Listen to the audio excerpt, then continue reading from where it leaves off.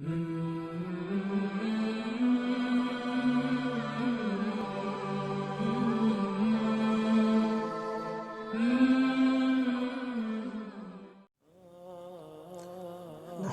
ونصلي على رسوله الكريم أما بعد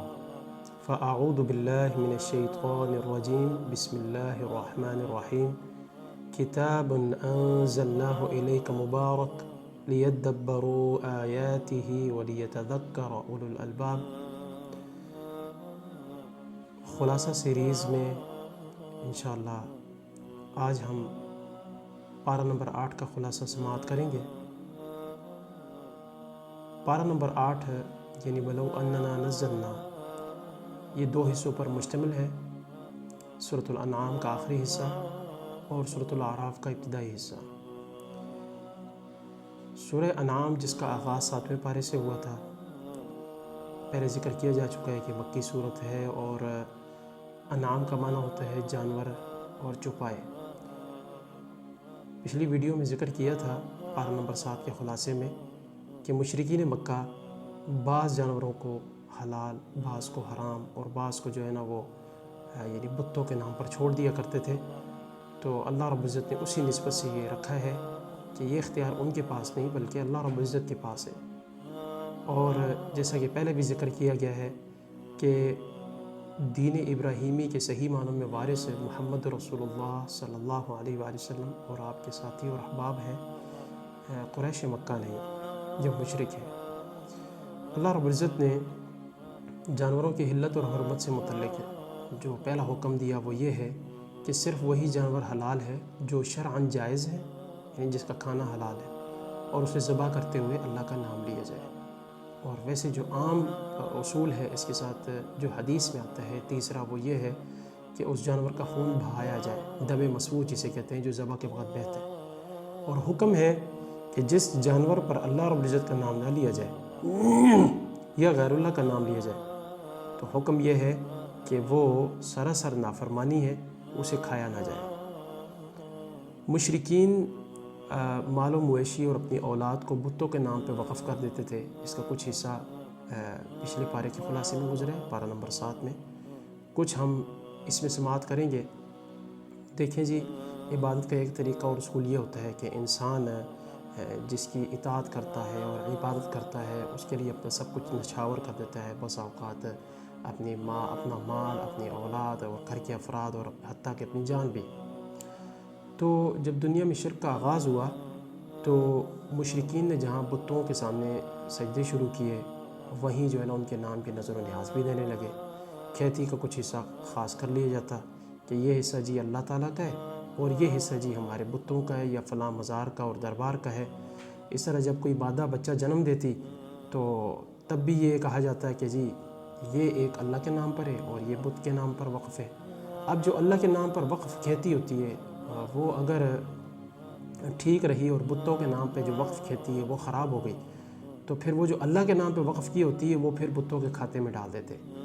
تو لیکن اگر اللہ رب العزت کے نام کی جو کھیتی ہے وہ خراب ہو گئی، کھیت خراب ہو گیا جو حصہ خاص ہے، لیکن بتوں کے نام کا حصہ بالکل ٹھیک ہے، تو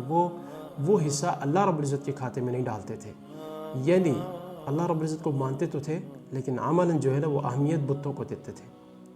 اور پھر ایک طریقہ ان کا یہ ہوتا تھا کہ وہ اپنے بتوں کو خوش کرنے کے لیے بظاہر اپنے نظام میں وہ مال مویشی کی نیاز چڑھانے کے علاوہ اپنی اولاد تک کو قربان کر دیتے تھے۔ اور ایک طریقہ یہ تھا کہ وہ بت خانوں کے مجاوروں کے لیے جانوروں کو خاص کر دیتے تھے کہ ان کے علاوہ کوئی سواری نہیں کر سکتا اور نہ ہی کوئی کھا سکتا ہے۔ پھر ظلم اور ستم یہ اس پر کہ وہ پھر اس پر اللہ کا نام بھی نہیں لیتے تھے بلکہ بت کا نام لیا کرتے تھے۔ اور اسی طرح انہوں نے اپنی طرف سے کچھ جانور مردوں کے لیے خاص کر دیے اور کچھ عورتوں کے لیے کہ جی یہ مرد کھا سکتے ہیں اور یہ عورتیں کھا سکتی ہیں، ان کا آپس میں کراس نہیں ہو سکتا۔ آج کل ہمارے ہاں بھی یہ روش قائم ہے اور رائج ہے کہ جی وہ اپنی طرف سے جی میرا جو ہے نا وہ مرید ہے وہ کالے رنگ کا لباس نہیں پہنے گا اور فلاں چیز نہیں کھائے گا اور گوشت نہیں کھائے گا اور یہ جی جمالی ہے جلالی ہے، اس کا شریعت میں کوئی تصور نہیں ہے۔ اس طرح کے تصورات تو ہمیں جو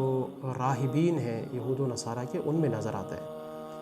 اللہ رب العزت نے جو اصول بیان کیے کھیت کا وہ یہ ہے کہ کھیت کا فصل کا عشر ادا کیا جائے، اور اللہ رب العزت نے جب یہ نعمتیں عطا کی ہیں تو اس کا حق بھی دیا جائے۔ پچھلی اقوام میں بھی اللہ رب العزت نے اس طرح کا کوئی نہ کوئی حکم مقرر کر رکھا تھا، اور اس کی تفصیل کچھ یوں ہے کہ جو بارانی زمین ہے یا نمی والی زمین ہے یا جسے چشمے وغیرہ سیراب کرتے ہیں تو اس میں یعنی عشر ہے 10واں حصہ، اور جو کنویں وغیرہ کے ذریعے سے باقاعدہ مشقت سے سیراب کی جاتی ہے اس میں 20واں حصہ ہے۔ لیکن یہ عشر دینا ضروری ہے، اور بعض لوگ یہ سمجھتے ہیں کہ جی پھلوں اور سبزیوں میں جی وہ زکوٰۃ نہیں ہے، یہ بھی غلط ہے۔ ہم نے پارہ نمبر 3 کے خلاصے میں پڑھا تھا کہ جو کچھ بھی زمین سے اگتا ہے اس سب میں جو ہے نا اگر وہ نصاب کو پہنچتی ہے تو اس میں زکوٰۃ ہے، اور زکوٰۃ کو ہی عشر کہا جاتا ہے۔ اللہ رب العزت نے یہود کو آزمانے کے لیے اور ان کے ہی کچھ کرتوتوں اور اعمال بد کی وجہ سے اللہ رب العزت نے بعض حلال جانور ان پر حرام کر دیے۔ مثلا ناخنوں والا جانور ان کے لیے حرام تھا، اس طرح حلال جانوروں کی چربی وہ بھی حرام تھی۔ لیکن انہوں نے کیا کیا کہ اللہ رب العزت نے نبی کریم صلی اللہ علیہ وسلم نے اسی لیے ان پر لعنت کی کہ اللہ انہیں تباہ کرے، کہ اللہ رب العزت نے جب ان پر چربیاں حرام کی تو انہوں نے کیا کیا کہ چربیوں کو پگھلا دیا اور پگھلا کر بیچ کر اس کی قیمت کھا لی۔ ہمارے یہاں بھی بعض مسلمان نام نہاد ایسے ہی ہیں، وہ خنزیر وغیرہ سور اور شراب وغیرہ بیچ دیتے ہیں غیر مسلموں کو اور اس کی قیمت کھا لیتے ہیں، اور مطمئن رہتے ہیں کہ جی کون سا ہم جو ہے نا وہ یہ سور کا گوشت کھا رہے ہیں یا خنزیر کا گوشت استعمال کرتے ہیں اور یا ہم شراب پیتے ہیں۔ تو یہ اللہ رب العزت کی نعمت سے محرومی والی صورتحال ہے، اور اب اللہ رب العزت جو ہے نا وہ تبھی اس طرح کے عذاب اتارتا ہے، ہمارے اعمال اس طرح کے ہیں۔ اس کے بعد اللہ رب العزت نے حرام چیزوں اور کاموں کی فہرست ذکر کی، اور ہم ان میں سے چند کا ذکر کر دیتے ہیں۔ مثلا اللہ کے ساتھ کسی چیز کو شریک نہ ٹھہرایا جائے، ماں باپ کے ساتھ خوب احسان کیا جائے، اولاد کو مفلسی اور رزق کے معاملات کے ڈر کی وجہ سے جو ہے نا وہ قتل نہ کیا جائے، اور ہر طرح کی بے حیائی سے بچا جائے، کسی کو ناحق قتل نہ کیا جائے، اور یتیم کے مال کو استعمال نہ کیا جائے، اور عدل اور انصاف کیا جائے اور اپنے عہد پورے کیے جائیں۔ اس کے بعد اللہ رب العزت نے اسی رکوع کے اندر اس امر کی وضاحت کر دی کہ اسلام کا راستہ یہ خوبصورت ہے اور اسی راستے کی اتباع ضروری ہے اگر اللہ رب العزت کا محبوب بننا ہے، اور اگر یہ راستہ چھوڑ دیں گے تو یقیناً ہم اللہ رب العزت کی رحمت سے دور ہو جائیں گے، اور یہ وہ راستہ ہے جس پر چلنا ضروری ہے۔ اہل بدعت والا راستہ یا وہ جن ائمہ کی تقلید کی طرف بلاتے ہیں وہ راستہ جائز نہیں ہے، اس پر چلنا جو ہے نا یہ روا نہیں ہے اسلام کو۔ تو ائمہ تو یہ صراحتیں کر کے گئے ہیں کہ ہمارے جانے کے بعد ہماری تقلید نہیں کرنی بلکہ قرآن و سنت کی اتباع کرنی ہے۔ اللہ رب العزت نے اس سے اگلے رکوع میں نیکیوں کا اجر ذکر کیا کہ ایک نیکی کریں گے تو اللہ رب العزت 10 گنا، بلکہ ایک اور مقام پہ اللہ نے فرمایا بھی 700 گنا اور اس سے بھی زیادہ کر سکتا ہوں، جتنے اخلاص، جتنی محنت، جتنا ذوق شوق ہوگا۔ اور اگر جو ہے نا ایک برائی کی ہے تو یہ نہیں ہوگا کہ اس ایک برائی کے بدلے میں 10 سزائیں ملیں، ایک برائی کی صرف ایک ہی سزا ہوگی اور ایک ہی برائی لکھ دی جائے گی، اور یہ اللہ رب العزت کی رحمت ہے۔ یہاں ایک امر کی میں صراحت کرتا چلوں، وہ یہ ہے، ایک ہوتا ہے موہوم سے ارادہ، کہ ارادہ آیا اور وہ چلا گیا برائی کے حوالے سے، وہ تو ٹھیک ہے، برائی نہیں لکھی جائے گی، لیکن جس کے لیے باقاعدہ آپ نے عزم کیا ہے، تیاری کی ہے، سامان باندھا ہے، گھر سے نکلے ہیں، پورا ارادہ ہے، پھر آپ کا اس پر اختیار نہیں ہو سکا، تو یہ اچھی طرح ذہن نشین کر لیں کہ اس ارادے یعنی پختہ ارادے کا ایک گناہ لکھا جاتا ہے۔ آخر میں اللہ رب العزت نے اسی صورت کے اندر اس امر کا اعلان کر دیا کہ مسلمان کی زندگی کی تمام سرگرمیاں حتیٰ کہ موت تک بھی وہ اللہ کے نام پر ہونی چاہیے، اور تمام معاملات خالصتاً اللہ رب العزت کی رضا کے لیے ہونی چاہیے۔ جی ناظرین، اس پارے کا جو دوسرا حصہ ہے یعنی سورۃ الاعراف، اس طرف آتے ہیں ہم۔ سورۃ الاعراف رسول اللہ صلی اللہ علیہ وسلم کی مکی زندگی کے آخر میں نازل ہوئی، اور خاص طور پر یہ وہ زمانہ تھا جب قریش مکہ رسول اللہ صلی اللہ علیہ وسلم کے قتل کے منصوبے بنا رہے تھے۔ اللہ رب العزت نے پچھلی اقوام کا ذکر کیا، ان پر آنے والے عذابوں کا، سزاؤں کا ذکر کیا، اور تنبیہ کی کہ اگر تم باز نہ آئے اور نبی کے ساتھ یہی رویہ رہا تو تمہارا حشر بھی وہی ہوگا جو پچھلی اقوام اور ملل کا ہوا تھا۔ سورت کے آغاز میں یاد رہے کہ اس سورت کا نام اعراف اس لیے رکھا گیا ہے کیونکہ اعراف جنت اور جہنم کے درمیان ایک مقام ہے۔ ایسے لوگ جن کی نہ تو اتنی نیکیاں ہوں گی کہ جنت میں داخل کیا جا سکے اور نہ اتنی برائیاں ہوں گی کہ انہیں جہنم میں داخل کر دیا جائے، تو اللہ رب العزت نے ان کے لیے مقام اعراف بنایا ہے۔ تو ان کے حالات اور واقعات ہیں، اسی نسبت سے اس کا نام اعراف رکھا گیا ہے۔ سورت کے آغاز میں اتباع کتاب و سنت کا حکم دیا گیا ہے، اور دوسری رکوع میں تخلیق آدم اور فرشتوں کا سجدہ ذکر کیا گیا ہے کہ اللہ رب العزت کی طرف سے یہ حکم تھا، آزمائش تھی اور ایک قسم کی ٹریننگ تھی حضرت آدم علیہ السلام کا جنت میں ٹھہرایا جانا۔ تو اللہ رب العزت نے فرشتوں کو حکم دیا، سب نے سجدہ کیا سوائے ابلیس کے، اور وجہ جب دریافت کی گئی تو یہ کہا گیا کہ جی میں تو اس سے بہتر ہوں، ہاں جی۔ تو اس نے تکبر کا اظہار کیا، تو نے مجھے آگ سے پیدا کیا اللہ، اور جبکہ یہ مٹی سے پیدا شدہ ہے،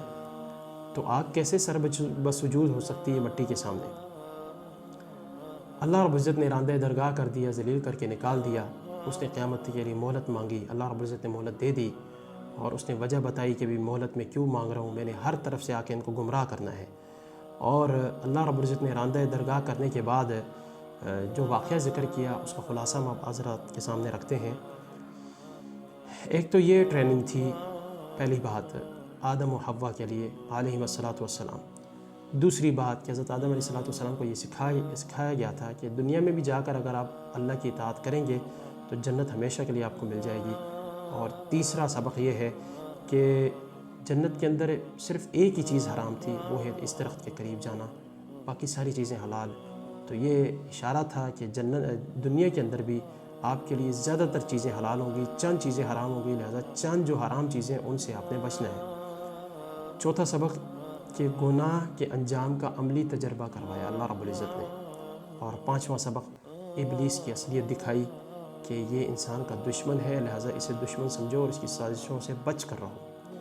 خیر حضرت آدم علیہ السلام اور حوا نے وہ پھل کھا لیا، اور جب وہ برہنہ ہوئے، بے لباس ہوئے، تو انہیں احساس ہوا کہ ہم سے غلطی ہوئی۔ اب معافی مانگنے کا طریقہ بھی جو ہے نا ان کے علم میں نہیں تھا۔ اللہ رب العزت نے معافی مانگنے کا طریقہ بھی سکھایا اور الفاظ سکھائے کہ ربنا ظلمنا انفسنا وان لم تغفر لنا وترحمنا لنكونن من الخاسرین۔ اللہ رب العزت نے ان کی معافی قبول کی، اور پھر انہیں حکم دیا کہ زمین کی طرف اتر جاؤ، اور تم میں سے ایک دوسرے کا دشمن ہوگا، ایک وقت تک ٹھہرنا ہے دنیا کی زندگی میں، اس کے بعد موت آ جائے گی اور فائدہ اٹھانا ہے تب تک۔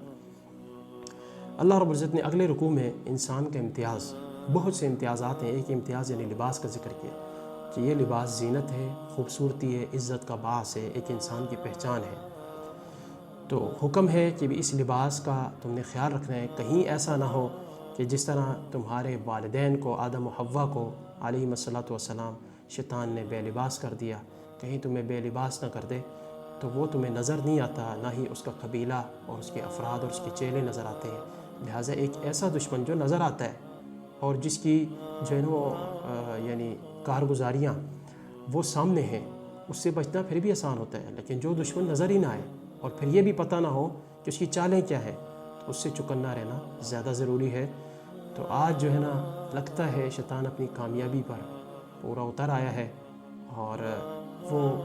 اولاد آدم کو بے لباس کر رہا ہے، اور لباس شارٹ سے شارٹ کم سے کم ہوتے جا رہے ہیں، اور آپ دیکھتے آئے ہیں کہ ہر فورم پر اس ویڈیو کو جو ہے نا وہ زیادہ لائکس اور ویوز ملتے ہیں جس میں جتنا لباس کم ہوتا جائے گا، جبکہ نبی کریم صلی اللہ علیہ وسلم نے فرمایا کتنی ہی دنیا میں لباس پہننے والی ایسی ہیں جو آخرت میں برہنہ ہوں گی، اور یعنی لباس اتنا تنگ چست ہے اور جسم ایکسپوز ہو رہا ہے، اور یا پھر بھڑکیلا ہے، یا پھر جو ہے نا وہ سی تھرو کلاتھ ہے، یعنی باہر سے نظر آ رہا ہے اندر کا وجود۔ اور نبی کریم صلی اللہ علیہ وسلم نے دوسری روایت میں فرمایا کہ ایسی عورتوں کو تو اللہ رب العزت جنت کی خوشبو تک سے محروم کر دے گا، چاہے جائے کہ وہ جنت میں داخل ہو۔ اب چونکہ یہ لباس انسان کی زینت ہے، عزت کا باعث ہے، تو حکم ہے کہ عام حالات میں بالخصوص جب مسجد آئیں اور نماز کی تیاری کریں، تب وہ جو ہے نا خوبصورت لباس پہنیں اور اچھی سے اچھی شکل و صورت اور خوش لباسی میں آئیں۔ اور اس کے بعد اللہ رب العزت نے جو سورج سے مناسبت رکھتی ہے ناظرین بات